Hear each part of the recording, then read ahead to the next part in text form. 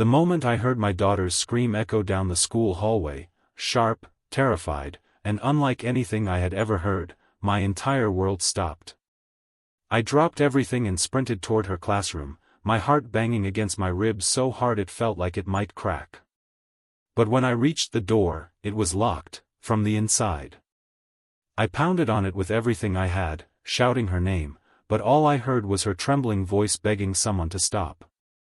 I looked through the narrow classroom window, and that's when my blood ran cold. HOA Karen stood inside, gripping a real knife, pointed straight at my disabled daughter, who was cornered against the wall, crying, her leg braces shaking uncontrollably. No teacher. No students. Just them. A woman who already hated my child, and a blade inches from her chest. And what happened in the next 90 seconds, shocked the entire school district. Before I take you deeper into what happened that horrifying afternoon, I want to know something from you, because your voice genuinely matters here. Which city are you watching this from? Drop your city in the comments right now so I can see how far this story reaches, and while you're at it, please hit the subscribe button before we begin, because what you're about to hear is something no parent should ever have to live through. My name is Daniel, and my daughter Lily is the bravest kid I know. She was born with a mobility disability that requires her to wear supportive leg braces, and despite the challenges she faces, she goes to school every day with a smile that could light up the entire hallway.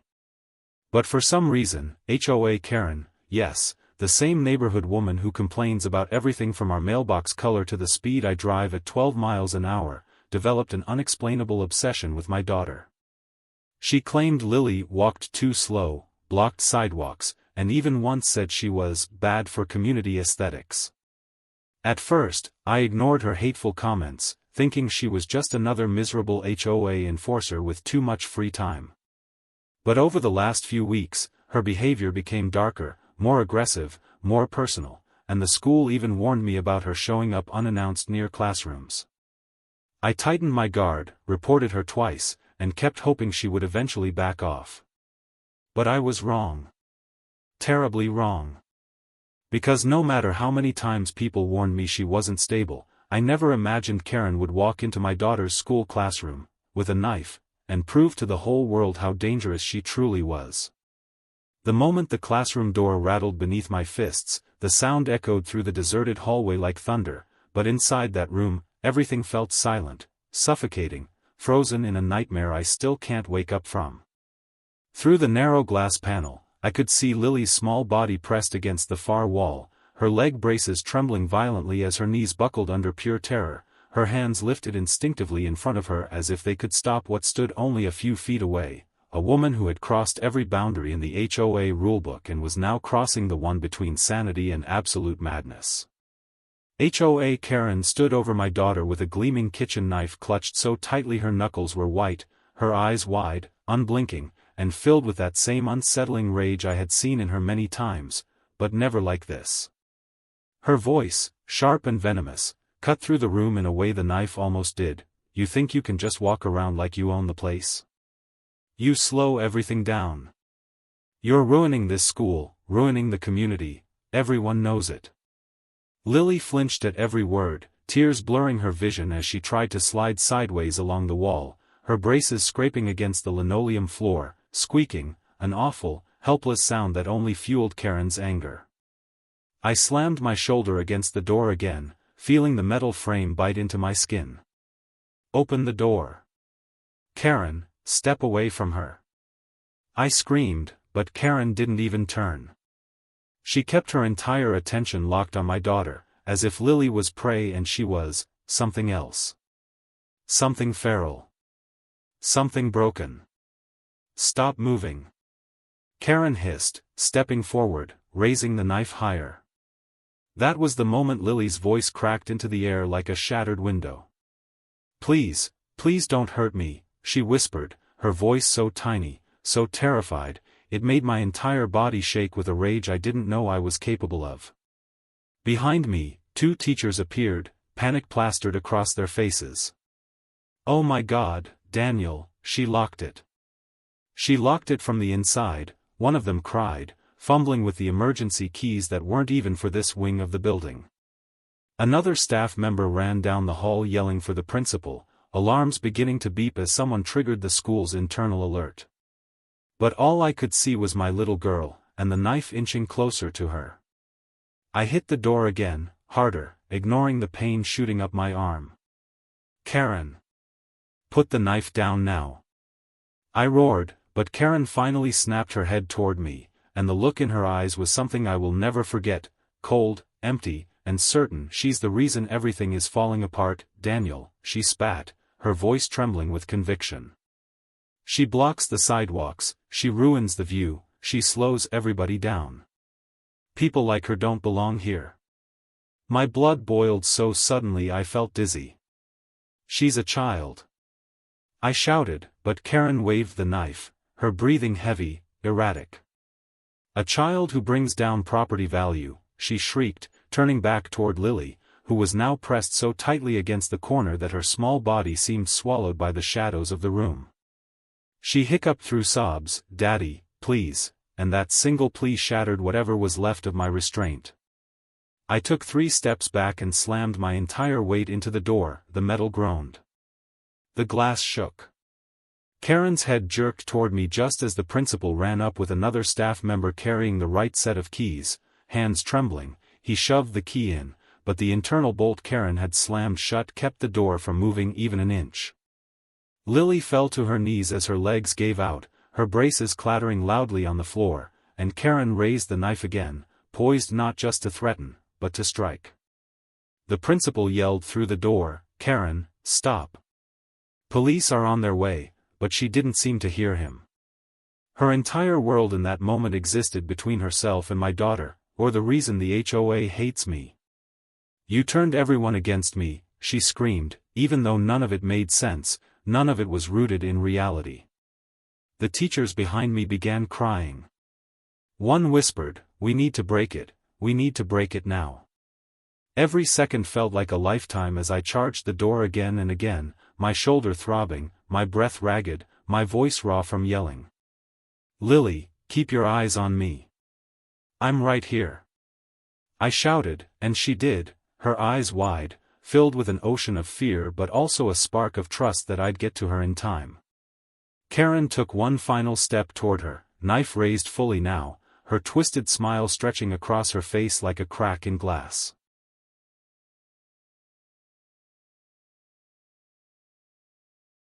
That was the moment the doorframe finally gave way under my weight with a sharp, explosive crack.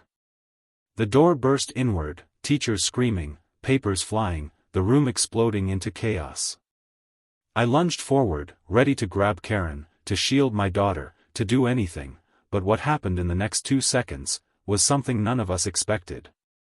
Something that shifted the entire case. Something that left everyone frozen in place, breathless, and wide-eyed.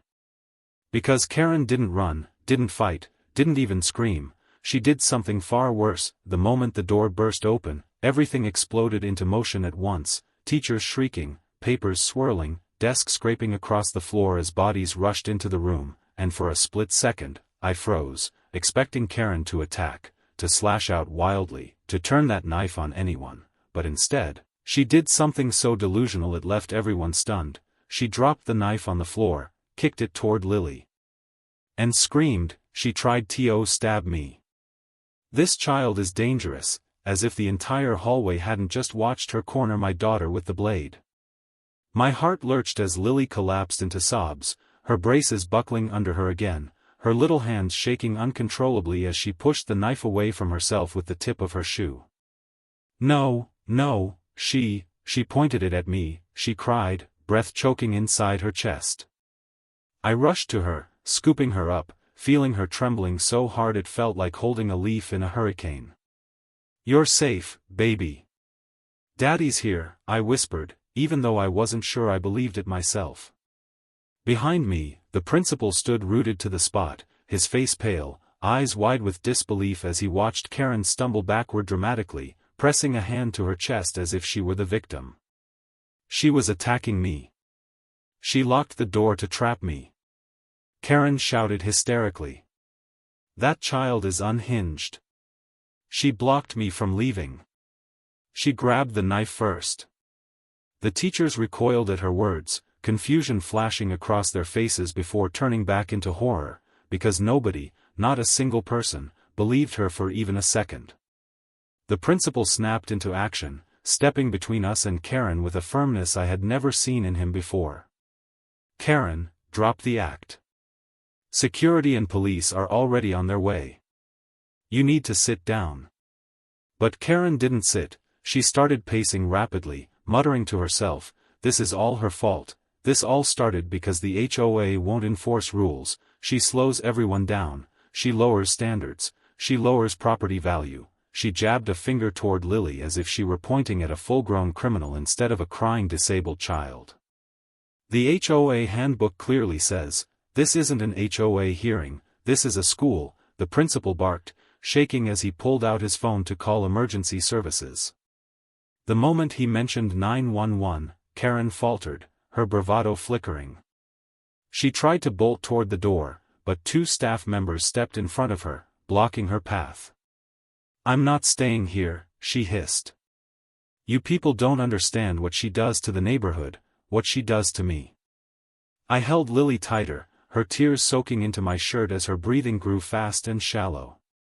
I can't breathe. Daddy. I'm scared, she whimpered, and my chest nearly split open. A nurse rushed in with a wheelchair, kneeling beside us, her voice soft but urgent. We need to get her to the health office now. She's hyperventilating.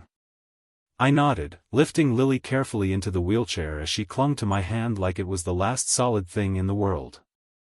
As we rushed out of the classroom, Karen's voice echoed behind us, shrill and cracking. I didn't do anything wrong. I was following community rules. I was protecting myself from that girl. Her words bounced off the walls like poison. Parents began gathering outside the classroom as the alarm spread, whispers rising into angry shouts the moment they saw the knife on the ground. Is that a weapon? Was she hurt? Who brought a knife into a school? The principal called for everyone to move back, but panic was already rippling through the building. By the time we reached the nurses' station, paramedics had arrived, and one knelt beside Lily gently, checking her vitals, her braces, her trembling hands. She's in shock, he said quietly. Her heart rate is dangerously high. I felt my stomach twist. Daddy, please don't let her come near me again, Lily whispered, and I squeezed her hand, promising, she won't, I swear it. Not ever again. Meanwhile, Karen, surrounded now by school officers, kept spewing excuses like she was grasping for air. The HOA rules are clear, she insisted, voice cracking. Disabled kids need supervision. They can't be allowed to roam freely. She was a risk. I was enforcing order. The principal stared at her as if seeing her true nature for the first time. Karen. HOA rules have nothing to do with this school. You trespassed. You locked yourself in a classroom with a child. You brought a weapon. Do you even understand what you've done? Karen's expression suddenly shifted from rage to something eerie, almost proud. Someone had to enforce the standards, she said calmly, chest rising confidently. If the HOA won't, then I will. The officers exchanged horrified looks before placing her in handcuffs. As she was escorted out, she shouted back toward me, "This is all because of your daughter. The HOA will back me up. You'll see." But no amount of delusion could change what everyone had witnessed. The school district superintendent arrived within minutes, demanding statements, security footage, witness lists. An immediate investigation was launched, one so fast it made my head spin.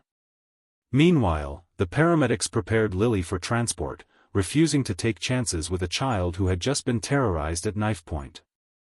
As they rolled her gurney toward the ambulance, she reached for me again, eyes glistening with fear. "Daddy, don't leave me, never," I whispered, climbing into the ambulance beside her, my heart aching as I brushed her hair back from her damp cheeks. The doors closed slowly behind us, sealing the chaos outside while pressing us into a moment that felt fragile, heartbreaking, and impossibly heavy. And just when I thought the nightmare had peaked, the lead investigator pulled me aside before the ambulance pulled off, his face pale, his voice low. "Daniel, we found something on the classroom camera," he said. "And it changes everything. By the time Lily was transported to the hospital and I stepped out of the ambulance to speak with investigators, the entire community had erupted like a volcano. Word of the attack had spread through parents' group chats, neighborhood rings, school board channels, and within minutes, dozens of furious, terrified parents were gathered outside the school, demanding answers, demanding accountability, demanding justice. Some were crying, some were shaking, some were pacing back and forth like they couldn't process what they had just heard. "A woman came into the school with a knife," one mother gasped. "Was my child in danger too?" another shouted. A father slammed his hand on the hood of his car, yelling, "How did she get inside? Where was security?" The panic quickly merged into outrage, and outrage bled into something bigger, community fury. Within an hour, news vans pulled up, reporters with microphones sprinting toward anyone who would speak. "Sir, is it true an HOA member attacked a disabled student? Ma'am, did you witness anything? Are you aware of the suspect's history?" The school tried to block cameras, but parents pushed back.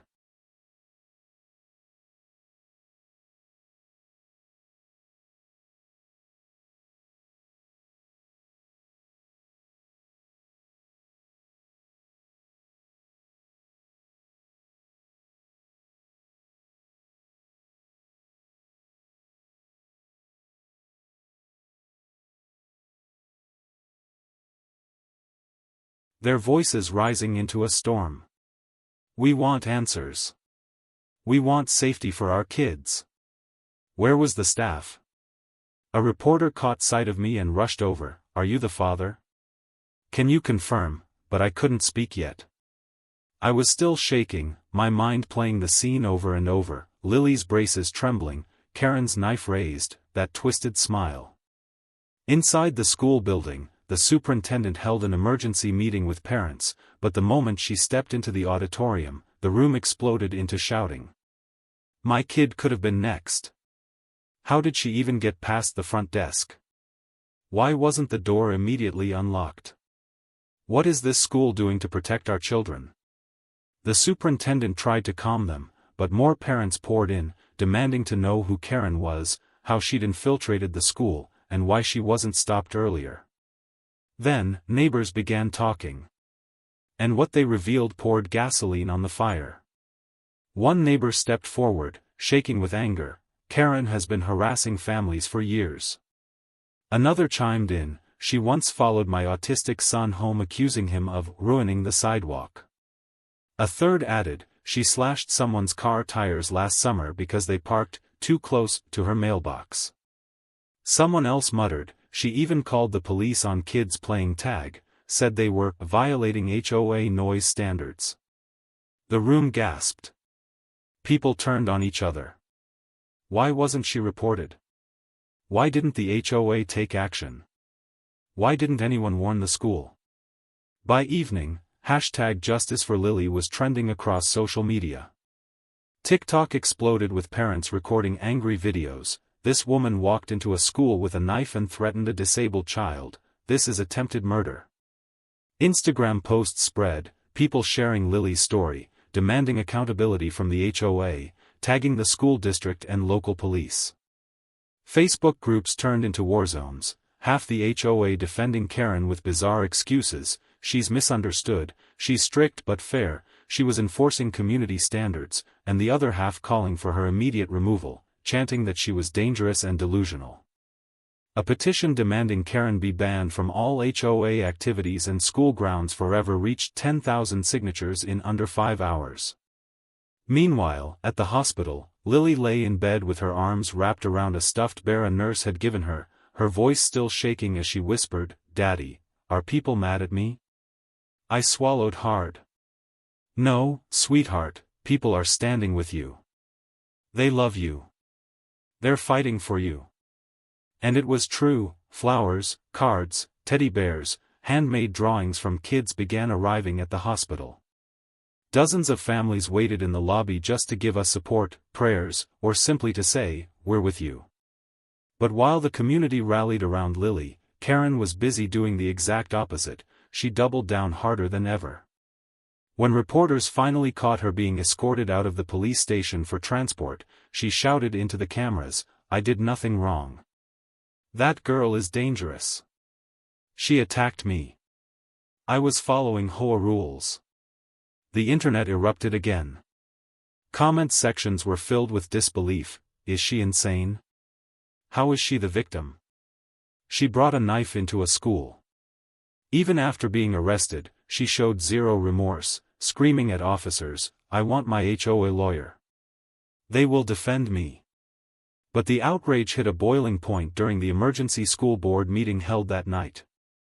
Parents packed the room, overflowing into the hallway, all demanding Karen be charged with attempted murder and the school district overhaul security protocols. One mother stood up, voice trembling with fury, "My daughter was in the room next door. If this man hadn't broken the door, that child would have been killed." Someone else yelled, "The school needs to release the security footage right now." The board refused, citing ongoing police investigation, but that didn't stop the crowd. They chanted, "Show the footage. Show the footage." The meeting turned so volatile that security had to escort board members out. Outside, the parking lot had turned into a protest scene, parents holding signs, news cameras flashing, the community screaming for justice. And then, just when it seemed the story couldn't get any bigger, any louder, any more explosive, a high school student ran up to the crowd, holding his phone in the air, breathless and frantic. "There's a video," he shouted. "A real video." Inside the classroom, the entire crowd fell silent. Cameras swung. Reporters rushed forward. Parents stared in stunned confusion. "What video? Who recorded it?" the superintendent demanded. The students swallowed hard.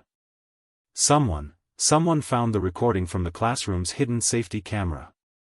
The superintendent froze. Parents gasped. My stomach dropped. Because that video, the one no one knew existed, held the full truth of what happened between Lily and Karen. And what it showed would change everything. The classroom video didn't just deepen the investigation, it detonated it. The moment detectives, school officials, and legal representatives gathered in the small conference room at the police station to watch the footage, the air felt thick enough to choke on. I sat beside Lily, holding her hand as she tried not to shake, her eyes red and swollen from crying. The lead investigator pressed play, and the screen flickered to life, grainy at first, but clear enough to show everything. Karen entering the classroom unannounced. Karen locking the door. Karen cornering Lily. Karen pulling out the knife. Karen screaming. The blade raised. Lily crying. Everything. The room went silent. Not a whisper. Not a breath. Even the officers who had seen horrific cases before stared at the screen in disbelief. When the footage ended, the chief investigator exhaled slowly, as if he'd been holding air for the entire duration. "This is attempted murder," he said flatly. "There's no other way to interpret it."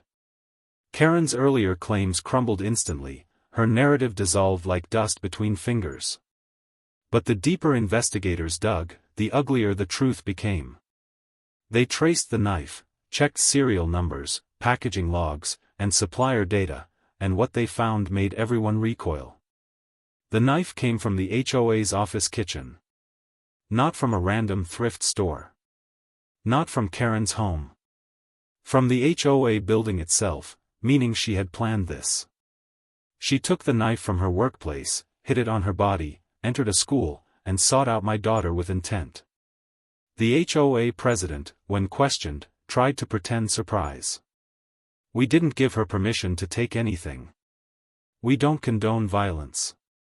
But investigators noticed something off, his hands shaking, his voice uneven, sweat at his hairline. Later, an anonymous tip came in. Karen had been ranting inside the HOA meetings about Lily, claiming she was decreasing community discipline, attracting pity, and making the neighborhood look soft. She had even requested multiple times that the board reconsider allowing kids with mobility issues to live in certain zones. HOA secretly dismissed her statements as eccentric but never reported her escalating mental instability.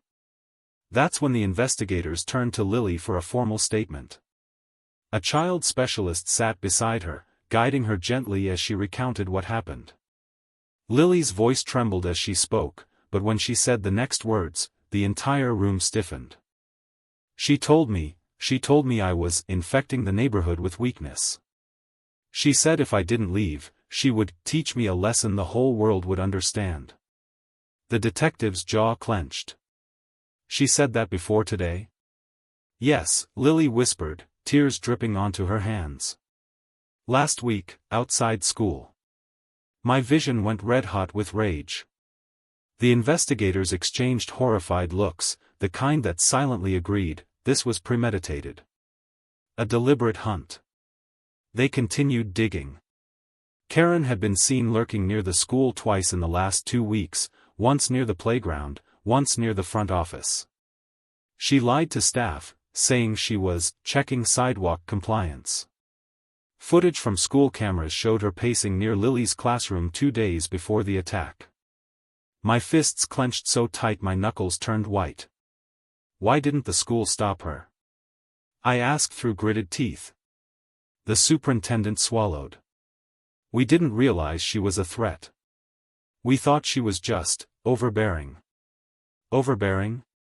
She walked into a school with a knife. Then came the most chilling discovery yet. An investigator pulled me aside after reviewing witness transcripts. Daniel, we need you to hear something. He handed me his tablet and pressed play. It was an audio recording taken unknowingly by a parent in the HOA meeting 2 weeks earlier. Karen's voice seeped through the speaker, cold, bitter, venomous. That girl can't walk right. She's always in the way. She makes this community look weak. Someone needs to do something. Someone needs to make an example out of her. I felt my stomach twist, bile rising in my throat. She had been targeting Lily long before the attack, planning, escalating, descending deeper into her delusion. Yet somehow, the HOA tried to protect her. Their lawyer contacted the police claiming Karen was under extreme emotional distress due to neighborhood disputes and deserved leniency. They said she acted irrationally but not violently. The detective laughed bitterly. A knife is violence. I hired the best lawyer I could find, refusing to let the HOA's influence save her. My lawyer reviewed the footage, shook his head, and said, they're sinking themselves by defending her. This is going to court, and we're going to win. But the shock wasn't over. Investigators uncovered new evidence, messages Karen had sent to a private HOA chat. Screenshots revealed multiple threats. If that girl shows up again, I swear I'll make her regret it. Disabled doesn't mean untouchable. Maybe a scare is what she needs to stop ruining everything. My lawyer's face tightened. This is premeditation. She's done. Then, as if the world wasn't upside down enough, Karen, still delusional, still unaware she was destroying her own life, filed a lawsuit against us, claiming we had defamed her character, insisting Lily had orchestrated a conspiracy to ruin her standing in the neighborhood. Even detectives laughed in disbelief. She's suing a child she tried to stab, one officer said. But Karen wasn't done. She held a press conference from jail, screaming, they're lying. The family is trying to destroy my reputation. The community recoiled. Reporters drowned her in questions. Social media exploded again. And as all this chaos spiraled, the lead investigator met with me privately, sliding a folder across the table. Daniel, this case is far darker than we thought. And Section 5 is going to reveal something no one, not even we, expected. I opened the folder. My heart stopped. The real twist was coming. The courtroom was overflowing. Parents, reporters, officials, even members of the HOA who once defended Karen now sat stiffly in their seats as the trial began, the air crackling with tension thick enough to cut. Karen entered in an orange jumpsuit, wrists cuffed, her once smug face drained of color yet still wearing that unsettling smirk she always hid behind HOA authority. She scanned the room like she expected applause, lifting her chin proudly as if she were the victim and we were the ones on trial. When the judge called for silence, Karen stood and launched into a delusional rant before anyone could stop her. "Your Honor, this entire case is fabricated. That child is dangerous. I was enforcing community safety. I was protecting the neighborhood from weak links." Gasps rippled through the room, and even the judge's eyebrows shot up. My lawyer whispered, "She's burying herself." But then the moment came that tightened every muscle in my body, the moment Lily had to speak. My little girl, fragile yet determined, walked to the stand in her leg braces, hands trembling as she clung to the rail. The entire room went silent, hundreds of eyes watching her, many with tears already forming. She sat down carefully, lifted her chin, and said in a voice so soft yet so brave, she told me I didn't belong here." The courtroom leaned in. "She told me I was ruining the neighborhood. She told me kids like me make everything slower. And she said she needed to teach me a lesson so people would understand." Her voice cracked, and the judge's face hardened with fury. Karen began shaking her head violently, shouting, "Lies. She's making this all up." But the judge slammed the gavel and barked, "Remain silent or you will be removed." Then came the moment that shattered the case wide open. The prosecution called an unexpected witness, a former HOA board member who had resigned quietly months earlier. He stood, hands trembling, and looked at Karen with visible disgust. "I should have come forward sooner," he said. "I didn't know it would get this far." The courtroom fell into a hush so deep it felt like the air stopped moving. Karen wasn't just obsessed with Lily, he continued. She had a list. The room erupted. The judge ordered silence. "A list?" the prosecutor asked slowly. "Yes," he said. "A list of children she believed were lowering community standards. Disabled children. Children with learning difficulties. Children she thought walked too slow. Kids who needed extra help." People gasped, covering their mouths. Parents clutched their children. The man swallowed hard. "She said she wanted to fix the problem at the source." My stomach dropped so fast I thought I might faint. Lily reached for me with shaking hands. Karen screamed, "He's lying. I never said that. They're trying to frame me." But the prosecution wasn't done. They pulled out a USB drive labeled with red marker, HOA meeting, audio logs, unreleased. Karen froze. Her smirk vanished for the first time since the attack. "Play the file," the prosecutor said. The courtroom speakers crackled. Karen's voice, her real voice, filled the room. "Weak children slow down the whole community. We need standards. We need purity. If the parents won't handle it, someone has to." Another recording played. "Lily is the beginning. If she goes, others will follow. Then the neighborhood will be clean again." People screamed. One mother burst into tears and had to be helped out of the room. Still, the prosecutor pressed play again. "A scare will make them understand. A scare will fix everything." Karen crumpled in her chair, shaking her head, whispering, "No, no, no, that wasn't supposed to be recorded," and then the most shocking part played, the part that left the courtroom breathless. Karen's voice, "The knife will make an example. A little fear goes a long way." The judge's face twisted into controlled rage. "Mrs. Green," he said slowly, "you planned to harm multiple children? You intended to terrorize them?" Karen snapped. She stood, hands cuffed, and screamed with feral intensity, "They don't belong here. They're ruining everything. Someone had to do something." Officers rushed to restrain her, but she kept screaming, her voice echoing like a haunting siren. "They're weak. They make us weak. I did it for the community." The judge ordered her removed.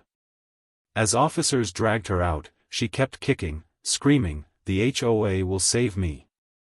They know I'm right." But her downfall wasn't complete yet. The HOA president stood slowly, facing the court. "Your Honor, we had no idea how far she would go," he said, visibly shaking. "We are cutting all ties with her. Everything she did alone." Cameras flashed. Reporters scribbled. Community members shouted in fury. The president swallowed and, in a final twist, admitted, "We should have reported her behavior months ago. We saw signs. We ignored them." Gasps spread again. Even the judge was taken aback. That confession sealed everything. The prosecution rested their case. The judge called a brief recess. I leaned down to Lily, who whispered, "Daddy, is it almost over?" I brushed her hair back gently and whispered, "Not yet, sweetheart, but soon. Very soon." Because after Karen's breakdown, after the bombshell evidence, after the horrific reveal of her list, one thing was clear: the final stand was coming, and in Section 6, justice would finally arrive. The final day of the trial felt like the entire world was holding its breath. The courtroom was packed so tightly that not a single seat was empty, parents clutching tissues, reporters poised with cameras, teachers sitting silently with hands folded, and community members who had once ignored Karen's behavior now staring at the floor, ashamed. When the judge entered, the room fell into a reverent hush, every eye fixed on him as he prepared to deliver the verdict that would shape all our lives. He spoke slowly, each word striking the air like a hammer. "Given the overwhelming evidence, including premeditation, the video footage, the audio files, and the defendant's own statements, this court finds Karen Green guilty on all charges." Gasps rippled through the room, followed by a wave of relieved sobs. The judge continued, voice firm, "For attempted murder of a minor, for possession of a deadly weapon on school grounds, for aggravated child endangerment, for harassment, for trespassing, for terroristic threats, and for stalking a child, you are hereby sentenced to 40 years in state prison with no possibility of early release." Karen's knees buckled, her smirk finally gone, her delusions shattering as officers tightened her cuffs. She screamed wildly, "This is wrong. You need me. The community needs order," but her voice no longer carried power. No one looked at her with fear anymore, only disgust and relief. As she was dragged away, she twisted toward me and Lily, spitting venom, "This isn't over." But for the first time since this nightmare began, her words felt empty. Powerless. Dead. The judge wasn't finished. He turned toward the HOA representatives sitting in the back, their faces pale. "As for the HOA," he said, "your failure to report her documented instability and your attempt to shield her behavior contributed to severe community harm. A separate civil investigation and accountability review will begin immediately." Their shoulders slumped. Justice wasn't stopping with Karen, corruption would be exposed too. After the hearing, families approached us in tears, hugging Lily, thanking her for her bravery, apologizing for not speaking up earlier. The school district issued an official apology, announcing immediate reforms, upgraded security systems, reinforced doors, updated emergency response training, strict visitor protocols, and mandatory staff training for identifying behavioral threats. The principal, voice trembling, said to me privately, "We failed her once. We will never let this happen again." Over the next few weeks, something remarkable happened, something I never expected.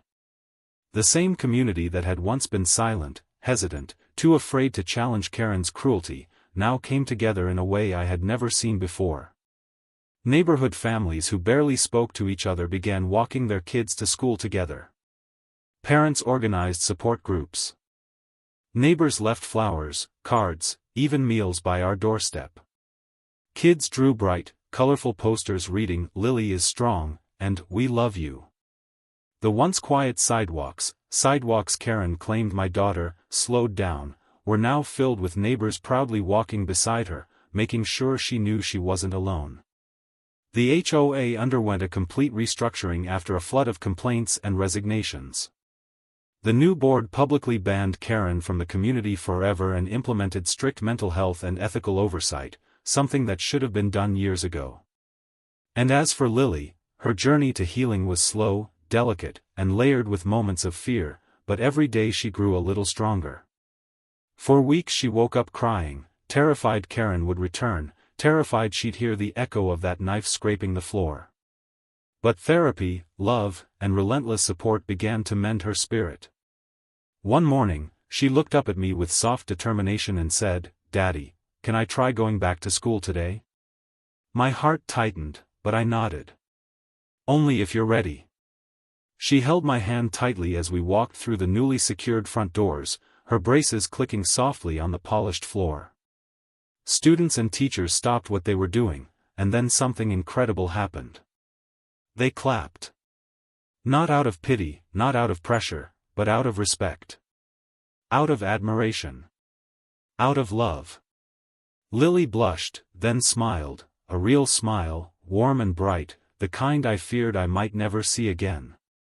After school, we walked home under the golden glow of sunset, the air filled with a quiet peace I had forgotten existed.